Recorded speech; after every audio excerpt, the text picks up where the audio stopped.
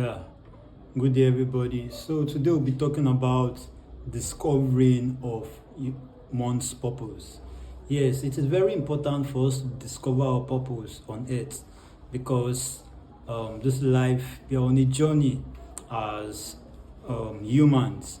Every one of us is on a journey, and we all have a particular purpose we are expected to fulfill while we are on earth. And so we have a purpose which we are expected to fulfill. Now, in order for us to be able to fulfill that purpose, there are a lot of things we need as humans. First of all, we need direction. Now, if you've ever seen anybody who is traveling, anybody who is on a journey, and the person does not have an idea of where his destination is, you realize that it's more like there's like a confusion for that person because that person does not have a direction. It does not know where he is going to. So there's always confusion for that person. You might see the person passing this particular route, passing another place. Same thing with people in their life. Today you are doing this particular thing, tomorrow you jump into something else because you've not yet discovered that purpose yet. Now, for you to discover that purpose, it is very important that you seek for direction. Now, talking about direction, I'd like to make reference to Isaac in the Bible. Now, if you read the book of Genesis chapter 26 from verse 1 to the end, you see that from verse 1, the Bible makes us understand that where Isaac was, there was famine in that land, meaning that there was no food in the land, there was no water. Now, because of this famine, because of this hunger they were experiencing, as at the time, Egypt was a place that was flourishing. Now, Isaac, as a human, thought of it to himself to relocate to Egypt. Isaac wanted to move to Egypt. Now, but before Isaac moved to Egypt, the angel of the Lord appeared to him and told him not to go to Egypt in verse 2, saying, go to a land where God told him that he should go to a land where he's going to prepare for him. Now, in verse 3, he said, sojourn in this land, and I will be with thee, and will bless thee. For unto thee and unto thy seed I will give all these countries. I will perform the oath which I swear unto Abraham thy father.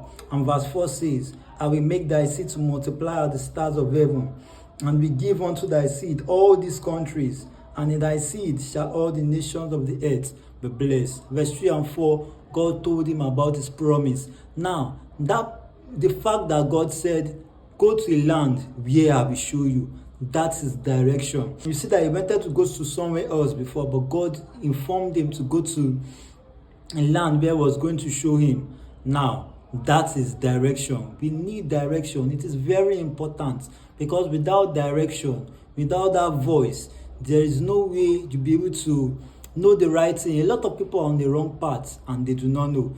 You see that, many people are, sometimes people just jump into certain businesses because, okay, I know some people who are in this business and they are making money for it. Nothing might not work for you the same way it's working for other people. That is why we need clarity of purpose. We need direction in life. Now, after having that direction, the next thing is willingness to obey. Because there are some people that God will direct them, but they do not obey that voice. Now, you need obedience. Isaac was obedient to God's voice when God directed him not to go to where he actually wanted to go. Now, when Isaac got to where he got to, where God purposed for him, now you will see that there's one thing we need to learn also. Isaac did not just go there and say, okay, since God has asked me to go to this particular place, then you will not sit down and expect manna to fall from heaven. When Isaac got to the land which God promised him, Isaac was hardworking. Isaac worked. And because of this hard work, you see, God was able to bless the work of his hands. Now, the Bible makes us to understand that God is going to bless the works of our hands. Bible did not say God is going to send manna from heaven. Now, okay, because this is what God asked me to do. He asked me to go to this particular place. So once I get there, then food will just be coming to me, or money will just be coming to me, or blessings will just be coming. No, Isaac was also very hardworking because God says, I will bless the work of your hands. So meaning that there has to be work in your hands for God to bless. Meaning that if you are not hardworking, there's no way you'll be able to achieve or fulfill that purpose of God in your life. Now, Isaac was very hardworking. That is another lesson. First is direction. Second is obedience. Third is hard work. Now, number 14 that we need to learn is that the fact that God, you've had clarity of purpose, that does not mean you might find it easy.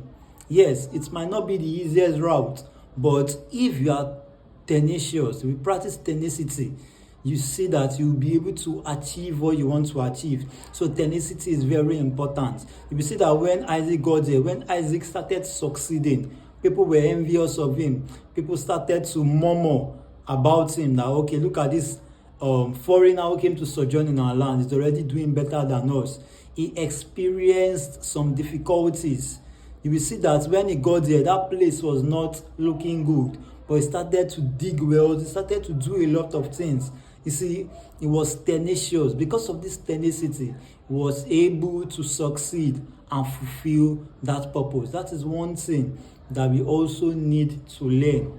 First of all is we need direction. You need to be able to recognize the voice of God. You need that direction. Secondly, you need obedience. Yes, be obedient. Number 3, you need to be hardworking. And lastly, tenacity. You see, if we can practice all these things, it is very possible and easy for you to achieve your purpose in life.